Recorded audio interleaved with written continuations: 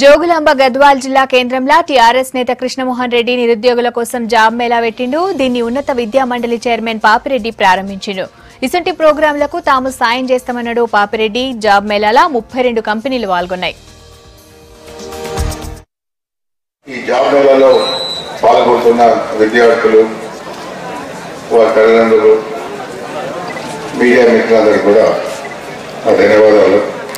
ముఖ్యమైన అంశం 3 అంశాలలో ఉద్యోగిత కూడా ముఖ్యం కాబట్టి నిజంగా ఒక గ్రామీణ ప్రాంతం, హైదరాబాద్కు చాలా దూరంగా ఉన్న ప్రాంతం, ఒక డిగ్రీ కళాశాలలో ఇంత పెద్ద ఎత్తున జాబ్ మేళా కార్యక్రమం నిర్వహించడం, దానికి 32 కంపెనీస్ పాల్గొనడం, పిల్లలు కూడా 2500 మంది దీనిలో ఎన్రోల్ చేయించుకోవడం అనేది నిజంగా ఒక గొప్ప విజయం.